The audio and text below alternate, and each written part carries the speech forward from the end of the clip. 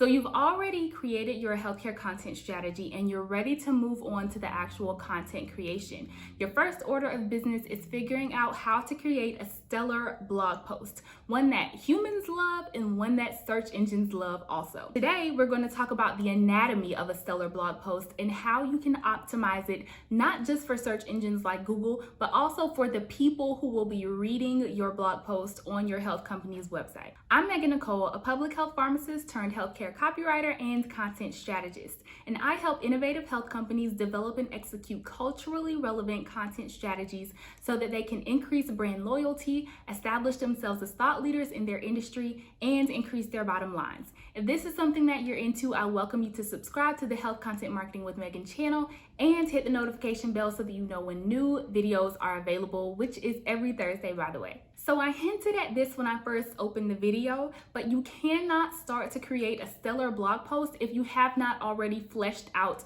an in-depth formal content strategy. That strategy should be designed so that it links several of your future blog posts together. You want to develop a strategy so that you're not creating random, disparate, unrelated blog posts, but rather you're creating a body of blog posts that are all related to each other and take your website visitor through a very specific funnel. So I've talked about content strategy in previous videos, but to review really quickly, you'll want to consider things like your core expertise and services, your competition, the content that you already have, and most importantly, your ideal customers, clients, or buyers. The strategy is what separates content from content marketing.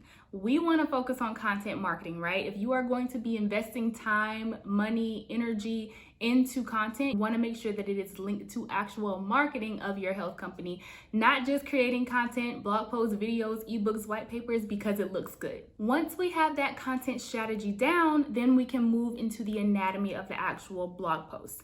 I want you to think about this in two ways. You want your blog post to be people friendly, human friendly, like real person friendly, and you also want that content to be search engine friendly. So let's cover people friendly content first. You want it to be nice to look at, easy on the eyes. Imagine if you opened up your phone and saw a blog post like this.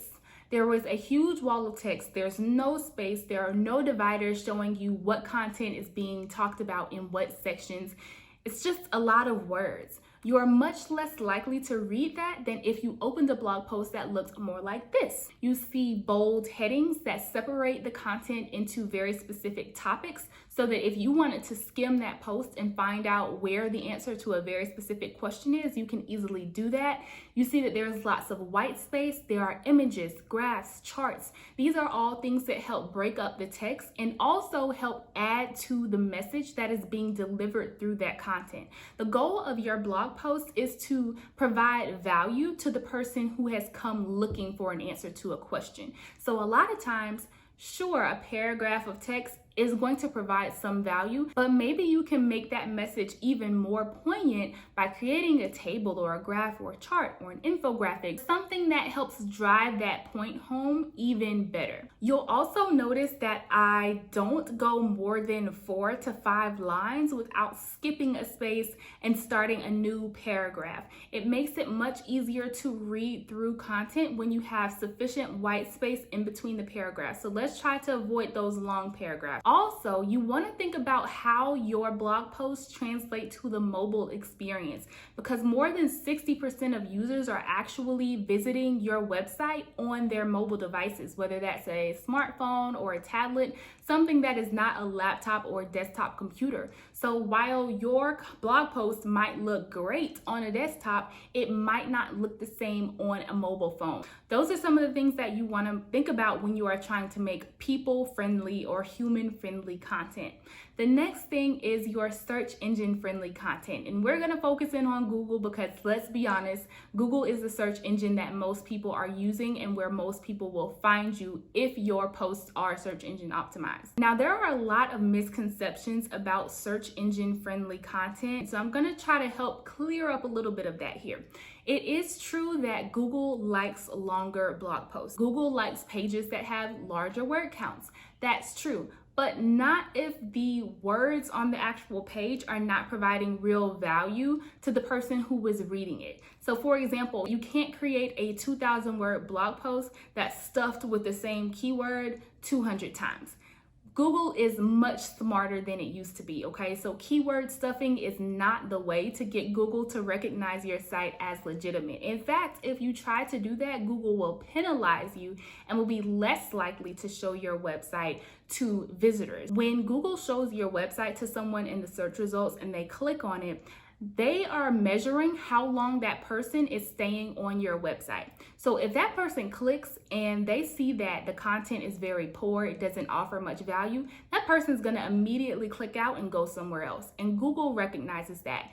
Conversely, if they click on your article and they read the whole thing, they spend, 2 minutes there, and then they even click on another of your articles and spend another 2 minutes there, and then they get caught in a web of content on your website, Google also notices that and they reward you for that. So you want to make sure that you are providing long-ish content when possible, but most importantly, you want to make sure that the content you're providing is valuable. I already mentioned that misconception about keywords. You think that the more keywords you put in a post, the better. That is not necessarily true. You want your keywords to be well placed. You want them to be present, definitely, but you don't want to overdo it because you can get penalized for that. So be careful about the keywords. In addition to keywords, there are other metadata that are really important for your search engine optimization. So you want to think about your URL. You want to think about what types of descriptions you're putting in so that if Google does show your post on its search results,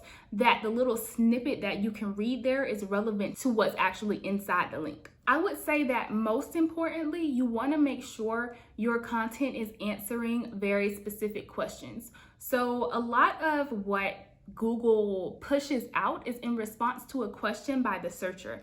And when you are creating a blog post, you want to think about search intent. Search intent is trying to figure out, okay, if a person types in healthcare marketing, what are they really trying to figure out about healthcare marketing? What questions specifically about this do they have? And how can I answer as many of those questions as possible, as thoroughly as I can in this piece of content? Are there other resources that I can provide for them that will be valuable for them based on their search intent? These are the types of things that you have to think about when you are creating that blog post. And that is why content strategy is so important, because a lot of this you are actually thinking about in advance of actually creating that piece of content. So this is just a broad overview of what you want your blog post to look like. It's a process that I go through with my digital health clients who I work through in my quarterly content subscription. Every 3 months, we sit down and we come up with their content strategy, and then we execute that strategy so that they can start to get more incoming organic traffic to their website. If that's something that you are interested in, I welcome you to head to the description box and click on the link there where you can schedule a chat with me and see if we might be a good fit for our healthcare content marketing service. If I don't speak with you before then, I will see you next Thursday.